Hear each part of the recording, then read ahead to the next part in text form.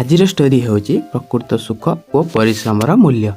ଅନେକ ବର୍ଷ ପୂର୍ବେ ଏକ ସୁନ୍ଦର ଗାଁଟିଏ ଥିଲା। ସେ ଗାଁରେ ମାଧବ ନାମକ ଜଣେ ଗରିବ କାଠ କାଠୁଡ଼ିଆଟି ରହୁଥିଲା।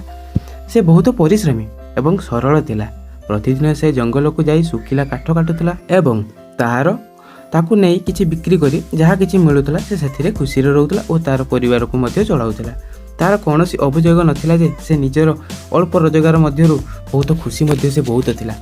ସେ ଗାଁରେ ସୋମନାଥ ନାମକ ଜଣେ ଧନୀ ବ୍ୟକ୍ତି ରହୁଥିଲା। ତାର ପାଖରେ ଅମାପ ଧନ ସମ୍ପତ୍ତି ଥିଲା, କିନ୍ତୁ ସେ କେବେ ବି ଶାନ୍ତିରେ ଶୋଇପାରୁନଥିଲା। ସେ ସବୁବେଳେ ଚିନ୍ତା ରହୁଥିଲା କି କେମିତି ତାଙ୍କର ଧନ ବଢ଼ିବ ଏବଂ କେହି ତାଙ୍କ ଧନକୁ ଚୋରି କରିପାରିବେ ନାହିଁ।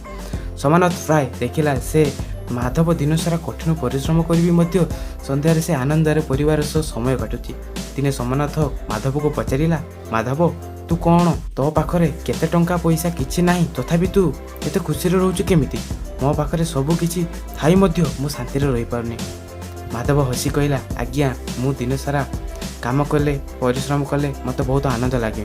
ଯାହା କିଛି ବି ରୋଜଗାର ମୋତେ ମିଳେ ନା, ଆମ ପରିବାର ସେ ଖୁସିରେ ରୁହନ୍ତି ଓ ସେଥିପାଇଁ ଭଗବାନଙ୍କୁ ମୁଁ ଧନ୍ୟବାଦ ଦେଇ ଚଳିଯାଏ। ମୋର କାଲି ପାଇଁ କୌଣସି ଚିନ୍ତା ବି ନଥାଏ କି ଧନ ହଜିଯିବାର ଭୟ ମଧ୍ୟ ନଥାଏ।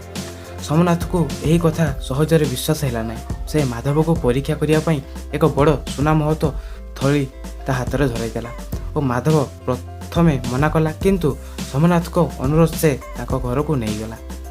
ସେଦିନ ରାତିରେ ମାଧବ ଶୋଇଲା ନାହିଁ। କାହିଁ ସେ ସବୁବେଳେ ଭାବିଲା କି ସୁନା ଥଳିକୁ କେଉଁଠି ଲୁଚାଇ ରଖିବି, କାଳେ କିଏ ଚୋରି କରି ନେବ। ସେ ଭୟରେ ବାରମ୍ବାର ଉଠି ଦେଖୁଥିଲା। ତାର ପରିଶ୍ରମ କରିବାର ଇଚ୍ଛା ମଧ୍ୟ କମିଗଲା। ଏହି ଧନ ତାର ମନର ଶାନ୍ତି ଛଡ଼ାଇ ନେଲା। 2 ଦିନ ପରେ ମାଧବ ସୋମନାଥଙ୍କ ପାଖକୁ ଯାଇ ସୁନା ଥଳିକୁ ଫେରାଇ ଦେଲା ଏବଂ କହିଲା, ଆଜ୍ଞା, ଆପଣଙ୍କର ଏହି ଧନ ମୋତେ ଦରକାର ନାହିଁ ତ କହିଦେଲା, କିନ୍ତୁ ସେ ମୋର ସୁଖ ଓ ନିଦ ଛଡ଼ାଇ ନେଲା। ମୋ ପାଇଁ ମୋର ପରିଶ୍ରମ ହିଁ ପ୍ରକୃତ ସୁଖ। ସୋମନାଥ ନିଜର ଭୁଲ ବୁଝିପାରିଲା ଓ ଏଥିରୁ ଆମେ ନୀତି ଶିକ୍ଷା ଶିଖିଲେ ଯେ ସନ୍ତୋଷ ସବୁଠାରୁ ବଡ଼ ସୁଖ ହେଉଛି।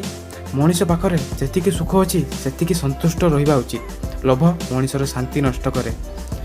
ପରିଶ୍ରମର ମୂଲ୍ୟ ହେଉଛି କଠିନ ପରିଶ୍ରମରୁ ମିଳୁଥିବା ସଫଳ ଏବଂ ଖାଦ୍ୟ ଯେଉଁ ଆନନ୍ଦ ଦିଏ, ତା ବିନା ପରିଶ୍ରମରେ ମିଳୁଥିବା ଧନ ସେହିପରି ନାହିଁ।